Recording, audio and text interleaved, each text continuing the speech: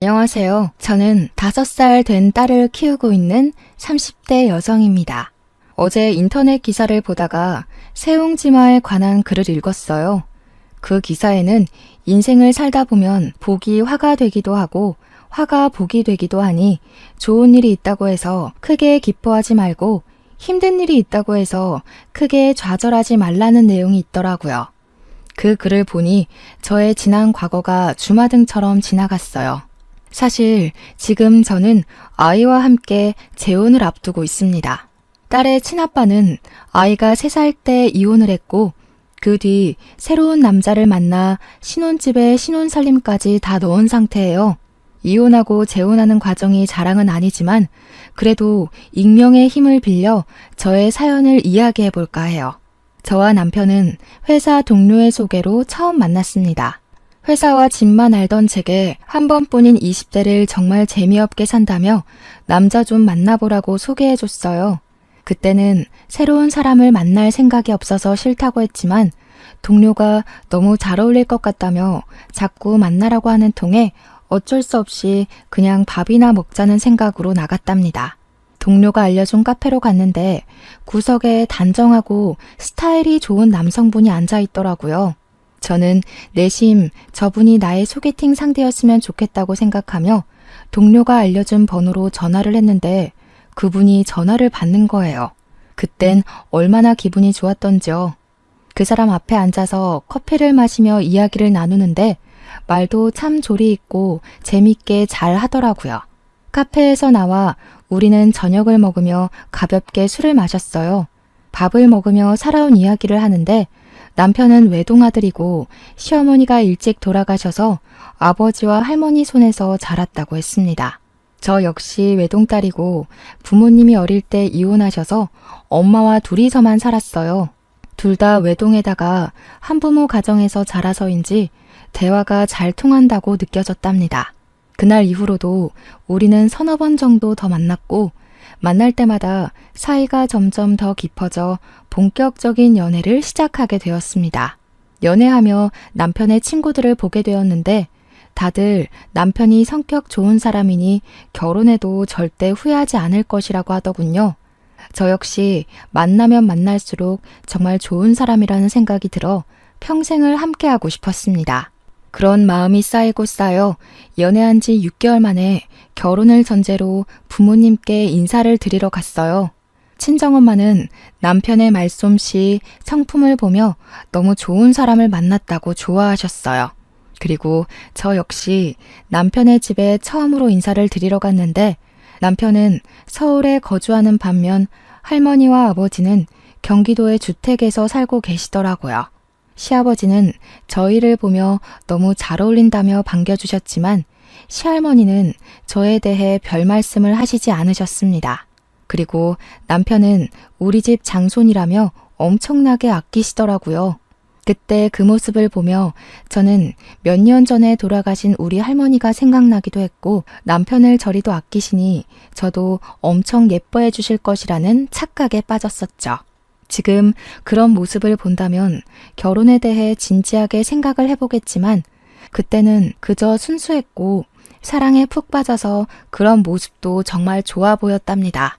시할머니는 저희 부모님이 이혼했다는 사실을 조금 탐탁지 않게 생각하시는 듯 했으나 그래도 시아버지께서 요새는 이혼이 흠도 아니고 아버지 본인도 혼자 자식을 키우지 않았냐며 저희의 만남을 응원해 주셨어요. 시아버지의 적극적인 지지로 우리는 무사히 결혼하게 되었고 결혼과 동시에 남편이 경기도에 있는 시아버지의 회사에서 일하게 되어 신혼집을 시댁과 가까운 아파트로 장만했습니다. 저는 경기도로 이사를 하게 되면서 서울에 있는 회사를 어쩔 수 없이 관두고 전업주부가 되어 새로운 회사를 구해야 했답니다. 하루는 남편은 아버지 회사로 출근을 하고 저는 집에서 회사를 알아보고 있는데 시할머니께서 우리 집에 오셨어요.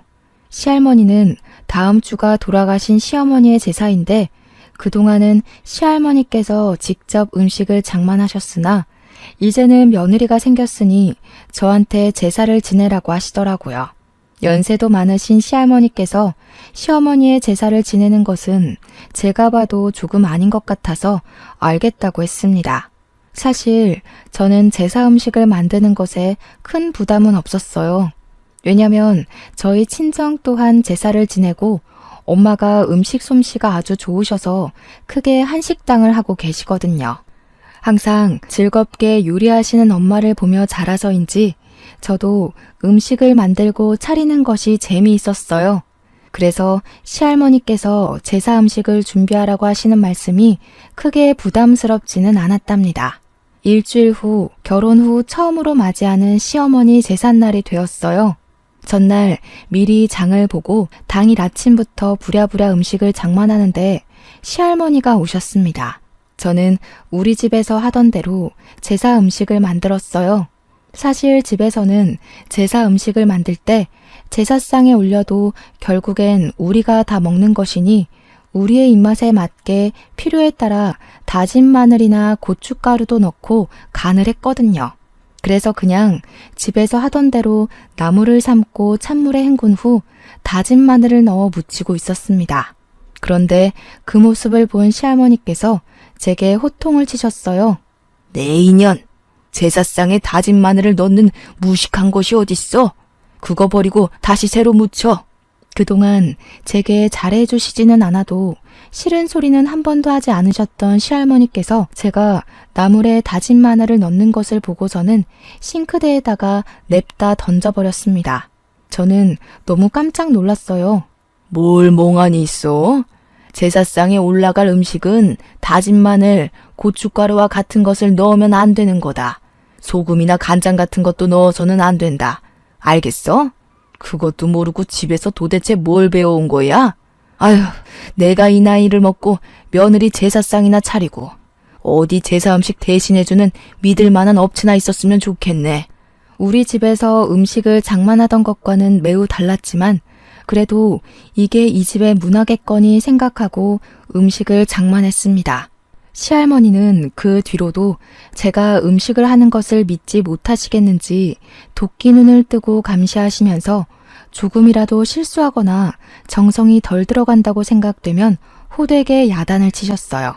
음식을 다 장만하고 저녁 시간이 다 되어 제사상을 차릴 때도 시할머니의 야단은 계속되었습니다. 저희 친정이 제사를 지내기는 하지만 음식을 제사상에 올릴 때는 친척 어른들이 올리셔서 자세한 음식의 위치는 잘 모르거든요. 그래서 제가 음식들의 위치를 몰라서 헤매고 있으니 멍청하게 그것도 모른다며 무섭게 혼을 내셨습니다. 온종일 혼나서 눈물이 나오려던 찰나 시아버지께서 남편과 같이 오셨고 시아버지는 제게 정말 너무 고생 많았다며 적지 않은 용돈을 주셨어요. 남편도 음식하느라 힘들었을 텐데 종일 고생 많았다면서 저의 어깨를 두드려 주었어요. 그날 종일 정말 힘들었지만 그래도 시아버지와 남편이 위로해주니 금세 기분이 풀렸습니다. 무사히 제사를 지내고 한 달 정도가 지났을 때였어요. 제 몸에 이상을 느껴 산부인과를 가보니 아기가 생겼더라고요. 초음파로 확인을 하고 심장 소리까지 들은 후 남편과 시댁 친정에 연락했습니다.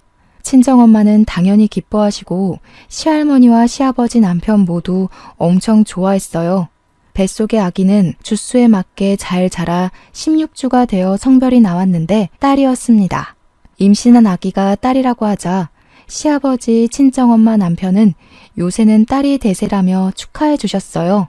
반면 시할머니는 딸이라고 하니 축하는커녕 쓸모도 없는 딸을 왜 가졌냐며 화를 버럭 내시더라고요. 저는 아들이든 딸이든 건강히 낳아서 키우면 된다고 생각했는데 이 시대에도 고작 딸이라는 이유만으로 이렇게 화를 내시는 시할머니가 이해가 되지 않았습니다. 그리고 그때부터 시할머니의 시도 때도 없는 구박이 시작되었답니다. 시할머니께서는 한 달에 한 번꼴로 우리 집에 오셔서는 집안꼴이 개판이라고 난리를 치셨어요. 오실 때마다 냉장고 검사를 하시고 냉장고에 반찬이 있는데도 우리 손주가 좋아하는 것은 하나도 없다며 남편의 식사를 제대로 챙기지 않는다고 혼을 내셨습니다. 그러면서 대화의 마무리는 이혼한 가정에서 자라서 배운 게 없다고 하시고 그런 부족한 집안에서 자란 저를 거둬줬으면 아들이라도 가져서 이 집안의 대를 이어야 하는데 딸을 가졌다고 구박하셨답니다. 그렇게 2번 정도 오시니 그 후로 할머니 얼굴이 인터폰에 뜨면 심장이 두근거리더라고요. 맘 같아서는 그냥 집에 없는 척하고 문도 열어주기 싫었지만 이미 91세나 되신 시할머니께서 돌아가시면 제가 문전박대했던 것이 후회로 남을 것 같아서 그냥 오실 때마다 문을 열어드리고 잔소리를 심하게 하셔도 한 귀로 듣고 한 귀로 흘려보내고 해왔답니다. 시할머니로 인해 스트레스를 많이 받았지만 그래도 남편이 잘 해줘서인지 뱃속의 아기는 아주 잘 자라 어느덧 막달이 되었어요. 출산 전 검사를 하는데 아기가 여가 상태인 거예요. 저는 자연분만을 하고 싶은 마음에 요가를 하며 아기의 머리가 밑으로 향하기를 기대했지만 아기는 꼿꼿이 여가 상태로 있었고 결국 수술을 해야만 했습니다.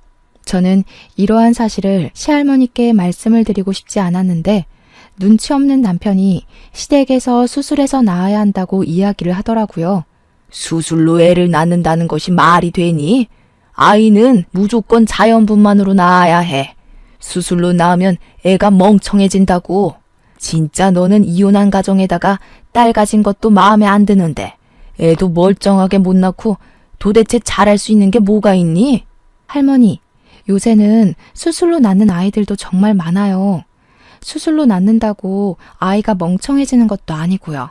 그리고 이제 저희 둘만 있는 것도 아니고 아기도 있는데 아기 앞에서는 제가 이혼한 가정에서 자랐다느니 아들을 낳아야 한다느니 하시는 말씀은 안 해주셨으면 좋겠어요. 뭐? 이게 어디서 지금 말대꾸야? 뭘 잘했다고? 에이, 할머니 왜 그래?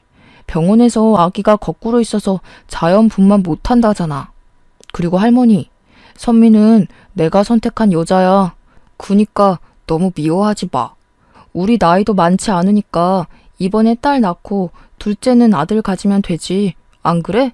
시할머니는 제가 한 말에 화를 버럭 내셨지만 다행히 남편이 잘 막아주었습니다. 사실 시할머니만 보면 너무 스트레스였지만 그때마다 남편이 중간 역할을 나름 잘해주어서 그래도 참고 버틸만 했네요. 그렇게 수술로 출산을 하고 조리원에 있다가 아기를 데리고 집에 왔는데 시할머니가 집에 계시더라고요. 남편은 저와 아기를 집에 데려다주고 바로 출근을 하고 저는 아기와 시할머니 셋이서 집에 있게 되었어요. 시할머니가 국을 끓이고 계시길래 당연히 제 미역국을 끓여주시는 줄 알았습니다. 아기 방에 아기를 눕혀놓고 재운 뒤 부엌에 나와보니 미역국은커녕 남편이 좋아하는 시뻘건 육개장만 있더라고요. 그리고 밥을 먹으라고 하시며 한 상을 차리셨는데 모유 수유를 하는 저는 먹을 수 없는 매운 반찬만 있었습니다. 할머니, 근데 미역국은 없네요? 저 모유 수유해서 매운 음식 먹지 못하는데요. 내가 아들도 낳지 못한 널 위해서 여기 있는 줄 아니? 네가 출산해서 아기 본다고 우리 집 장손 굶길까봐 손주 음식 하러 온 거다. 아들도 못 낳은 주제에 무슨 염치로 미역국을 얻어먹을 생각을 해? 네 음식은 네가 알아서 해먹든가 아니면 굶든가 해라. 할머니, 제가 아들을 낳지 못한 것도 맞고 할머니께서 저의 미역국을 끓여주시지 않아도 상관없는데요. 이제는 아기도 있으니 아들을 낳지 못했다고 구박하시지는 않았으면 해요. 제가 아들을 낳고 싶다고 해도 제 마음대로 할 수 있는 것이 아니잖아요. 할머니께서 조금만 마음을 열어주셔서 저희 딸도 이쁘게 봐주셨으면 좋겠어요. 인연이? 옛날 같았으면 너는 남의 집 대를 끊어먹은 죄로 진작에 쫓겨났다. 아니지? 이혼한 가정에서 자랐으니 결혼도 하지 못했을 것이야. 우리 경우가 네가 좋다고 그러니 결혼시켰지. 안 그랬으면 내가 어떻게 해서든 너 아닌 예전에 만난 다른 여자랑 결혼시켰을 거야. 시할머니는 당신의 증손녀를 낳고 온 제게 이혼한 가정에서 자랐고 딸이라 여전히 마음에 들지 않는 티를 팍팍 내셨습니다. 심지어 제가 아닌 다른 여자랑 결혼을 시켜야 했다며 후회하는 말씀까지 하셨죠. 그런 시할머니께 아들을 낳지 못하고 이혼한 가정에서 자란 것이 그렇게 큰 죄냐고 대들고 따지고 싶었지만 하필 그때 아기가 깨서 우는 바람에 시원하게 이야기하지 못하고 방에 들어왔어요. 계집애가 우는 것도 아주 앙칼지구나. 옛말에 암탉이 우면 집안이 망한다고 했는데 우리 집이 쟤 때문에 조만간 망하겠어. 우리 경우가 쟤가 아니라 다른 여자랑 결혼해야 했는데. 할머니는 방에서 일부러 저 들으라는 식으로 큰 소리로 다른 여자 이름을 말하며 남편이 그 여자와 결혼을 해야 했다고 혀를 끌끌 차셨어요. 저는 그 말에 너무 화가 나서 당장 친정이라도 가고 싶었지만 친정이 택시를 타고 오갈 수 있는 거리가 아니다 보니 가지도 못하고 그저 방에서 혼자 울분을 사귀고 있었답니다. 시할머니는 제가 그러든 말든 혼자서 식사를 다 하시고 잠까지 주무시며 집에 가시지를 않더라고요. 그날 저녁 남편이 퇴근하자마자 남편을 방으로 불러 할머니께서 제게 말씀하신 모든 내용을 이야기했습니다. 남편도 할머니의 말씀이 너무하다고 느껴졌는지 할머니께 따져 묻기 시작하더라고요. 할머니, 아무리 그래도 우리 딸도 할머니의 손녀야. 할머니 핏줄이라고요. 그리고 아기 낳은 사람한테 할 말이 있고 못할 말이 있지. 어떻게 다른 여자랑 결혼을 시켜야겠다는 이야기를 해요. 얘야, 내가 언제 그랬다고 그러니? 나는 그런 얘기 한 적 없다. 제가 날 쫓아내고 싶어서 헛소리 하는가 보구나. 사실 오늘 내가 미역국을 안 끓여놨다고 제가 나한테 화를 많이 내더구나. 그래서 제가 지금 괜한 소리를 하는 거야. 너는 이 할미 말은 듣지도 않고 네 부인 이야기만 듣는 게냐? 시할머니는 자신은 그런 말을 한 적이 없다고 딱 잡아떼셨습니다.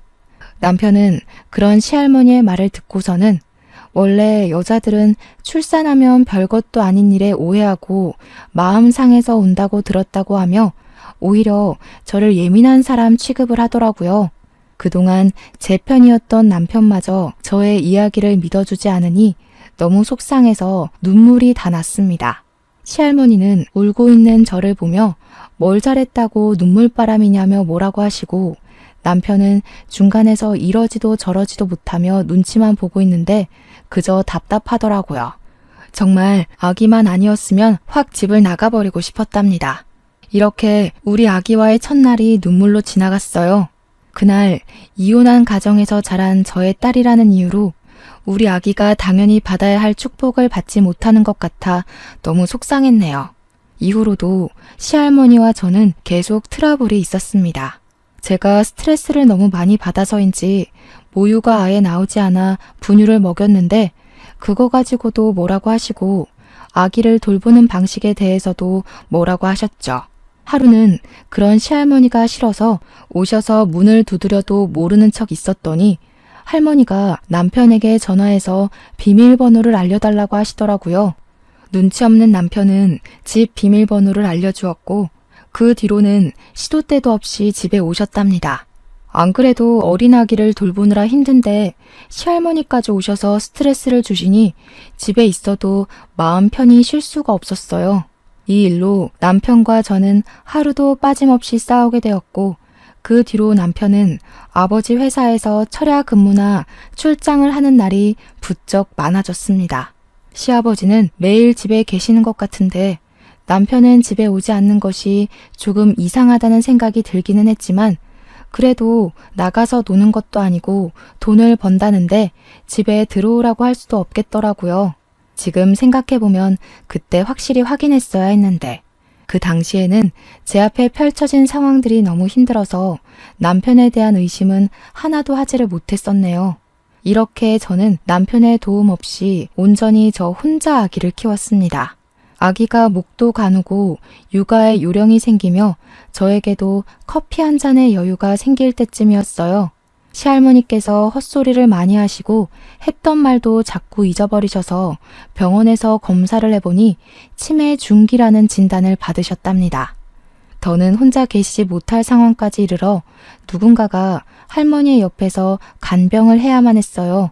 저는 당연히 할머니를 요양원에 보내자고 했습니다. 하지만 남편은 시할머니가 엄마 같은 분이라며 우리 집에 모시고 살자는 게 아니겠어요?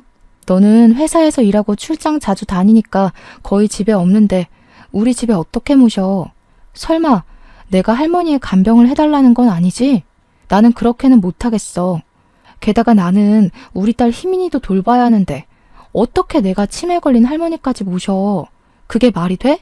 자기가 힘들기는 하겠지만 그래도 고생 좀 해주라. 우리 할머니 나한테는 정말 엄마와 같은 분이셔. 요새 요양원에서 사고도 자주 나고 요양원에 가시면 멀쩡하시던 분들도 편찮아지시고 집에 계실 때보다 더 빨리 돌아가신다더라. 부탁할게. 우리 할머니 모시고 살아주면 내가 정말 평생 잘할게. 응?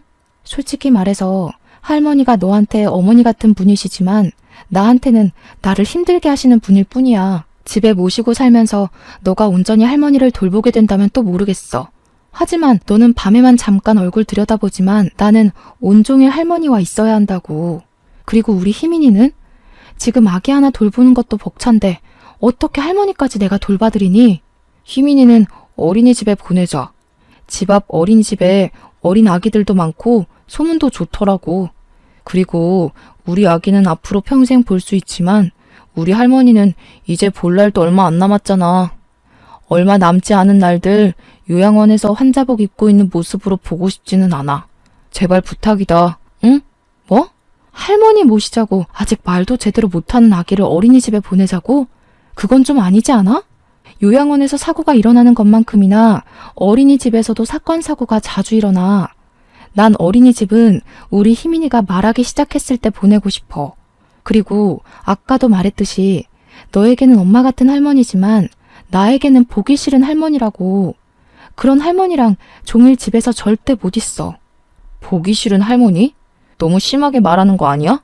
그래도 할머니가 집에 오셔서 한 번씩 희민이 봐주시고 옷 사주시고 한 거는 생각 안 해? 네가 우리 할머니 싫어하는 줄은 알았지만 이 정도일 줄 몰랐다. 할머니 모시기 싫으면 그냥 우리 이혼해. 네가 어른 공경할 줄 모르는 사람인 걸 진작 알았더라면 결혼도 하지 않았을 거야. 저와 남편은 치매에 걸린 할머니를 모시는 문제로 한참을 싸우다가 이혼하자는 이야기까지 오고 갔어요. 남편은 할머니를 당연히 모시고 살아야 한다며 아주 완강하게 주장했고, 저는 말도 못하는 아이를 어린이집에 보내면서까지 모시고 싶지는 않았어요. 좀 더 솔직히 말하면 저를 매일 구박하고 못 잡아먹어서 안달이시던 할머니가 싫어서 모시고 싶지 않았답니다. 결국 이날은 둘이서 싸우기만 하고 결론을 맺지 못했어요. 남편과 대판 싸우고 나서 방에 혼자 있는데 정말 많은 생각이 들더군요. 요새 뉴스나 기사를 보면 어린이집 학대 관련 소식이 종종 보이잖아요.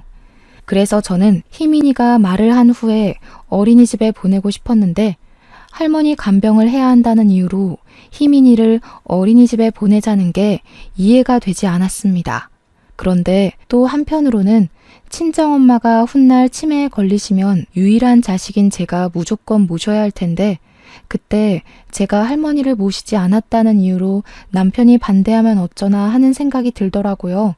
저는 몇 날 며칠을 이 일로 고민을 했고 결국 시아버지께 한 달에 200만 원을 받는 조건으로 시할머니를 우리 집에서 모시고 살게 되었습니다.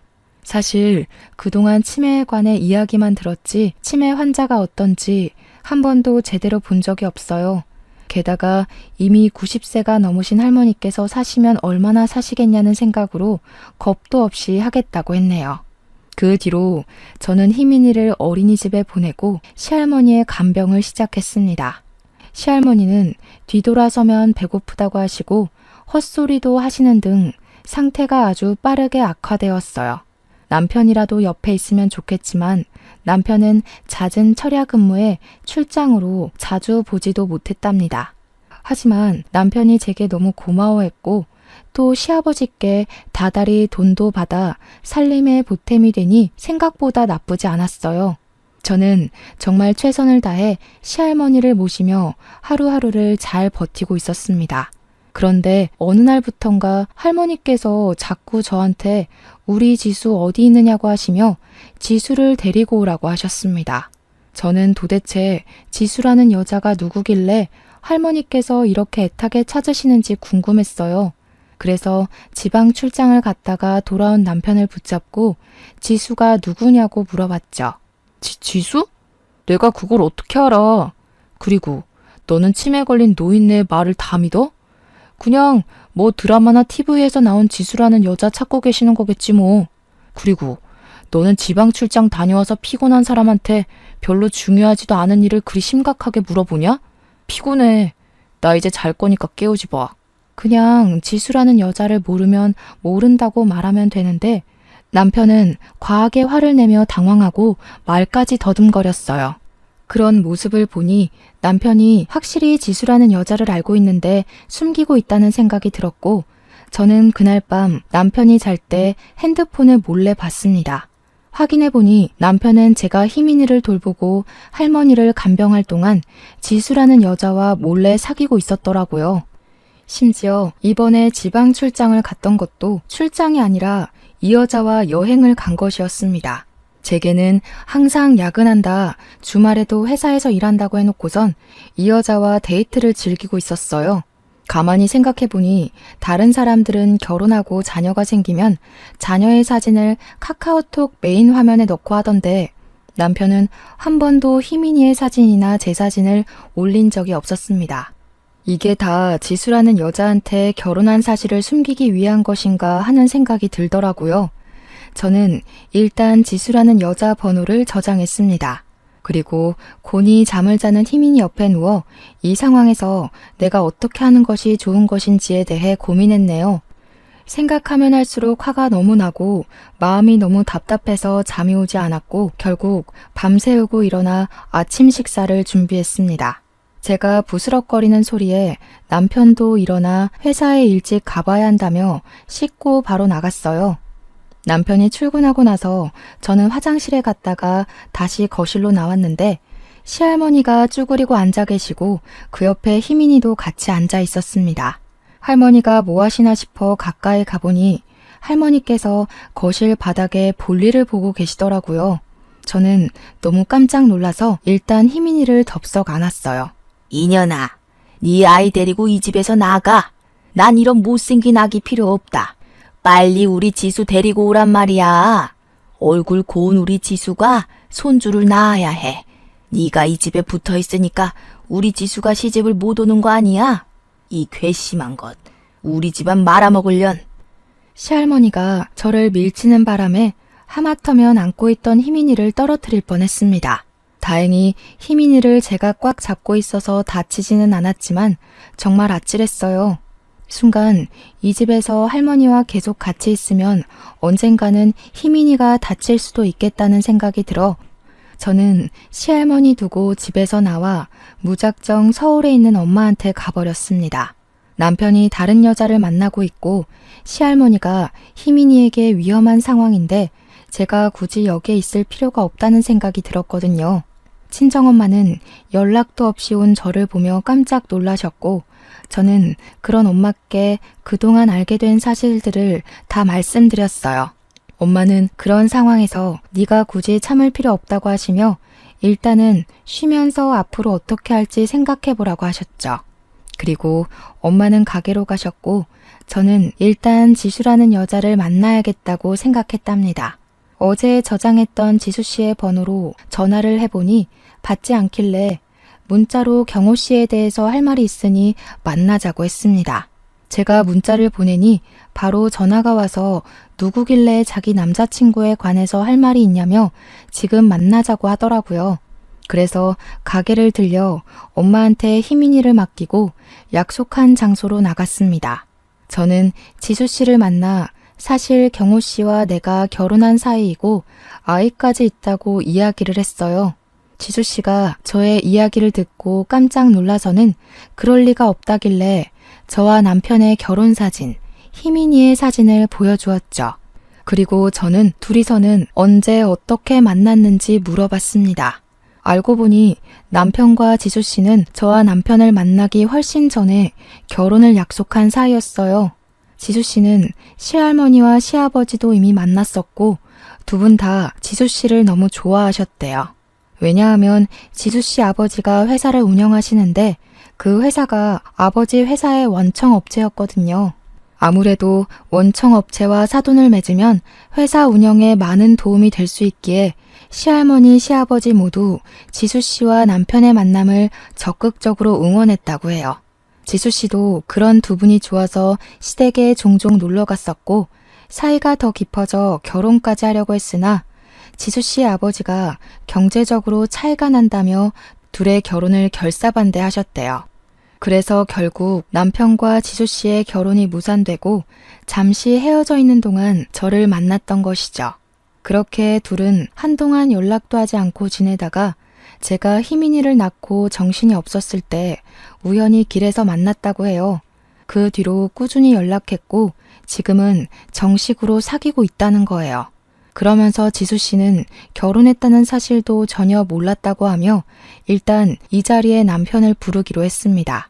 남편은 지수 씨가 만나자는 말에 반가워하며 바로 달려가겠다고 하더군요. 앞으로 본인에게 일어날 상황은 꿈에도 모른 채 말이에요. 1시간 정도 지나자 남편이 우리가 있던 카페에 도착했습니다. 남편은 지수 씨 앞에 앉아있는 저를 보고서는 매우 당황해서 어쩔 줄을 몰라 하더군요. 지수 씨가 저에게 모든 내용을 다 들었다고 이야기하니 남편은 저와 지수 씨 앞에서 무릎을 꿇었어요. 그런 남편에게 지수 씨는 물을 뿌리고는 남편의 뺨을 때리더라고요. 남편은 저와 지수 씨 사이에서 아무 말도 하지 못했습니다. 진짜 어떻게 사람이 그래? 치매 걸린 할머니를 간병하는 와이프 두고 다른 여자를 만나고 싶디? 나는 너의 그 엄마 같은 할머니 보느라 지쳐가는데 너는 할 것 다 하고 다녔더라? 나 몰래 지수 씨 만나는 동안 희민이는 생각 안 해봤어? 나쁜 새끼. 너 절대 가만두지 않을 거야. 아버지한테 다 이야기해서 회사와 거래 끊을 테니까 그렇게 알아. 너네 회사 매출의 80%는 우리 회사에서 나온다는 거 알고 있지? 사람 배신한 대가가 얼마나 무서운지 한번 뼈저리게 느껴봐. 아, 별일 없으면 저희 아버지한테 같이 가요. 우리 같이 가서 이 새끼의 실체를 말씀드려요. 지수 씨는 제게 같이 회사에 가서 아버지께 다 얘기하자고 했고 저는 여전히 무릎을 꿇고 있는 남편을 뒤로 하고 지수 씨의 아버지를 만나러 갔습니다. 지수 씨의 아버지는 어떻게 사람이 그럴 수가 있냐며 가만두지 않겠다고 남편 회사와의 거래를 끊어버리셨어요. 그리고 저는 남편과 혼인관계를 유지할 이유가 없다는 생각이 들어서 바로 이혼 서류를 작성하여 아버지 회사로 킥을 보냈답니다. 그날 저녁 이혼 서류를 확인한 남편은 제게 전화해서 이혼하지 못하겠다고 사정했지만 저는 단호하게 같이 살지 못하겠다고 했습니다. 결국 우리는 숙려 기간을 가진 후 이혼을 했고 양육권은 제가 가지게 되었답니다. 그리고 한 달에 2번씩 남편이 희민이를 보고 위자료 3천만 원에 양육비도 매달 60만 원씩 제게 보내기로 했어요. 이렇게 이혼 후 저는 친정엄마와 함께 살면서 희민이를 어린이집에 보내고 엄마의 식당에서 일했습니다. 엄마의 식당 일을 도우며 일하던 어느 날 예전에 시할머니가 제사상을 차리며 제사 음식을 해주는 업체가 있으면 좋겠다고 하셨던 말씀이 불현듯 생각났어요. 그래서 온라인으로 주문을 받아 제사 음식을 만들어 택배로 보내는 온라인 쇼핑몰을 차렸습니다. 엄마 식당 바로 옆에 조그마하게 가게를 내고 그곳에서 음식을 만들어 택배로 배송했답니다. 처음에는 반응이 그저 그랬지만 입소문이 나기 시작하면서 점점 매출이 늘었어요. 하루는 주문이 너무 들어와 엄마한테 희민이를 부탁하고 가게에서 일하고 있었습니다. 한창 정신없이 있는데 전 남편이 제 가게에 찾아왔더라고요. 음식 솜씨가 좋더니 가게까지 차렸네. 사실 부탁할 것이 있어서 무작정 찾아왔어. 사실 우리 할머니는 돌아가셨고 회사는 망했고 지수랑도 헤어졌어. 그래서 지금 나한테 그런 이야기를 하는 이유가 뭐야? 우리 다시 합치자. 우리 정말 사랑했는데 할머니와 지수 때문에 헤어진 거잖아. 나 그날 이후로 정말 반성 많이 했어. 우리 사이에 희민이도 있는데 이렇게 헤어져 사는 건 아닌 것 같아. 지금 뭐라는 거야? 할머니 돌아가셨고 지수랑 헤어졌다고 다시 합치자고? 말 같지도 않은 개소리를 참 정성스럽게 한다. 야, 부부 사이에 가장 중요한 게 뭐니? 바로 신뢰라는 거야. 근데 너는 이미 이 신뢰를 저버렸는데 내가 어떻게 너를 믿고 다시 만날 수가 있겠니? 헛소리 집어치우고 당장 꺼져. 전 남편은 저의 단호한 거절에 아무 말도 못하고 돌아갔습니다. 그런데 그날 저녁 주문이 들어와 제 가게에서 음식을 만들고 있는데 전 남편이 술에 취해 비틀거리며 들어오더라고요. 야, 나는 이렇게 쫄딱 망해서 하루 벌어 하루 먹고 사는데 너는 이렇게 잘 나가니까 좋으냐? 너 내가 아주 우습지? 내가 만약에 지금 돈 있고 회사가 안 망했으면 이렇게 네가 이혼하자고 했겠어? 이게 여기가 어디라고 자꾸 와? 술을 처먹었으면 집에 들어가서 잠이나 자. 어디 와서 행패야? 그리고 너 뭔가 단단히 착각하나 본데 나는 네가 돈이 없고 망해서 헤어진 게 아니야. 할머니 간병이 힘들어서 헤어진 것도 아니고 네가 바람을 피워서 헤어진 거라고 알았냐? 이 멍청한 놈아. 참나, 사람이 살다 보면 잠깐 넘어지고 실수도 할 수 있지. 내가 막말로 지수 만나면서 애를 만든 것도 아닌데 이게 이렇게까지 이혼까지 당할 일이냐? 그리고 너 그렇게 이혼 가정에서 자라서 외롭고 쓸쓸했다면서 희민이한테 아빠 없는 가정을 물려주고 싶냐? 너랑 똑같이 살게 하고 싶어? 이게 말이면 단주라나. 그렇게 희민이를 생각한다는 인간이 애를 놔두고 바람을 피워? 네가 걱정할 필요 없게 제대로 키울 거야. 그니까 쓸데없는 걱정 집어치우고 너 앞가림이나 잘해. 그렇게 술이나 퍼먹고 다니다가 다 잃고 노숙자 되면 희민이 볼 수나 있겠니? 희민이한테 부끄러운 아빠 되기 싫으면 정신 똑바로 차리고 살란 말이야. 제가 희민이를 들먹이자 전 남편은 화를 참지 못하고 소리를 질러댔습니다. 그래도 분이 풀리지 않았는지 옆에 있던 물건을 던지려 하더라고요. 잘못하면 맞을 수도 있을 것 같아 몸을 피해 신고하려고 핸드폰을 찾는데 누군가 가게에 들어왔습니다.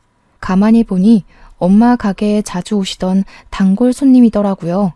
그분은 술에 취해서 행패를 부리는 전 남편을 순식간에 제압하고 내보냈습니다. 이분이 오시지 않았으면 정말 제가 어떻게 되었을지도 모른다는 생각에 너무 감사했어요. 그냥 감사하다는 말로만 끝내기에는 너무 죄송스러워서 간다고 하시는 것을 붙잡아 같이 저녁을 먹었습니다. 함께 음식을 먹으며 이야기를 해보니 이분은 저보다 4살 위인데 결혼했다가 아내의 불륜으로 이혼을 했대요. 다행히 자식은 없고 지금은 그냥 회사 다니면서 혼자 살고 계신다고 하더라고요. 그분은 제게 믿었던 배우자가 불륜을 저지르면 그 배신감이 얼마나 큰지 누구보다 잘 알고 있다면서 저를 위로해 주셨습니다. 엄마 가게에서 일하는 모습을 보면서 참 열심히 살고 밝게만 봤는데 그 웃음 뒤에 이런 아픔이 있는지 몰랐다고 하시더군요. 그러면서 전 남편이 또 와서 행패를 부릴지 모르니 밤늦게까지 있을 때 연락 달라고 하며 본인의 명함을 주었어요. 저도 제 연락처를 알려드린 후 우리는 그 뒤로 계속 연락을 주고받았습니다. 그러다가 친해져서 희민이도 함께 보았는데 희민이도 삼촌이라고 부르며 잘 따르더라고요. 그 뒤로 우리 셋은 종종 만났고 결혼까지 약속하게 되었습니다. 사실 한번 다녀온 데다가 희민이도 있어서 결혼을 결심하기까지 많은 고민을 하였습니다. 그리고 우리가 좋다고 해도 예비 남편의 부모님이나 가족이 제가 한번 다녀오고 아이도 있다는 이유로 싫어하시지는 않을까 걱정되었어요. 하지만 희민이가 저의 예비 남편을 너무 잘 따랐고 예비 남편의 집에서도 희민이를 너무 예뻐해 주셨습니다. 게다가 예비 남편도 한번 다녀왔으니 제가 한번 다녀온 것은 전혀 문제가 되지 않는다고 하셨어요. 그래서 이제는 정말 잘 살아보겠다고 생각하며 결혼까지 결심하게 되었네요. 결혼식 날짜를 잡고 난 후 저와 예비 남편은 우리가 앞으로 함께할 신혼집에 가전제품과 가구를 넣으려고 이삿짐 센터를 불렀어요. 사장님과 직원 3분이 오셨는데 그 중에 한 명이 아주 낯익어서 보니 제 전 남편이더라고요. 아버지의 회사가 망해서 이삿짐 센터와 공사장에서 일당으로 돈을 받으며 일을 하고 있었습니다. 작업복을 입어서 그런 건지는 모르겠으나 사람이 참 불쌍해 보이면서 뭔지 모를 통쾌한 기분이 들더라고요. 전 남편은 자신을 빤히 보고 있는 저를 보고 깜짝 놀라고 예비 남편도 전 남편을 알아보고 인사를 했습니다. 안녕하세요. 저 기억하시죠? 아, 술 취해 계셔서 기억 못 하시려나? 그때 가게에 와서 술 먹고 행패 부렸을 때 제가 그쪽 제압했는데 다치지는 않았죠? 그래도 그쪽 덕에 우리가 결혼해서 이곳에 살림을 차리게 되었네요. 뭐 어쨌든 감사하네요. 전 남편은 예비 남편의 말에 표정이 굳었습니다. 기분이 다소 상했는지 물건을 제대로 놓지 않고 던지듯이 내려놓더라고요. 아저씨, 제대로 놔요. 이게 얼마짜리인 줄 알고. 이렇게 막 집어던지다가 망가지면 아저씨가 살 거예요? 겨우 구한 일자리일 텐데 여기서 잘리면 어쩌려고 그래요? 남의 돈 받아먹기가 어디 쉬운 줄 아시나. 예비 남편은 일부러 큰 소리로 전 남편을 구박했습니다. 그 소리를 듣고 이삿짐 센터의 사장님이 오셔서 무슨 일이냐고 물으셨고, 예비 남편은 전 남편이 물건을 막 던진다고 불만을 쏟아냈어요. 결국 전 남편은 사장님한테 크게 혼나고 그 자리에서 쫓겨났습니다. 그날 이후 지금까지 연락이 되지 않고 어디서 뭐하고 사는지도 모른답니다. 처음에 전 남편이 저와 비슷한 가정에서 자랐다는 이유로 불같이 사랑했습니다. 정말 그때는 세상의 모든 것을 다 가진 듯이 행복했네요. 하지만 결혼 후 시할머니로 인해 참 불행했어요. 그래도 시할머니로 인해 제사 음식 대행업체를 열어서 많은 돈을 벌고 남편의 불륜 사실까지 알게 되었습니다. 전 남편과 함께한 시간을 돌아보면 행복이 불행이 되고 불행이 또 행복이 되었던 것 같아요. 그래서 재혼을 앞둔 지금은 좋은 일이 있어도 크게 기뻐하지 않고 어려운 일이 있어도 크게 낙심하지 않으려고 해요. 어차피 인생은 좋은 일과 슬픈 일의 연속이고 지금의 행복과 불행이 영원히 가지 않는다는 것을 첫 번째 결혼 생활을 통해 제대로 배웠기 때문입니다. 지금은 그때보다 내면적으로 성숙해졌으니 이제는 예비 남편과 희민이 셋이서 정말 행복하게 살고 싶네요. 저와 제 사연을 듣는 모든 분에게 꽃길만 펼쳐지기를 바라며 사연을 마칩니다. 저의 긴 이야기 들어주셔서 감사합니다.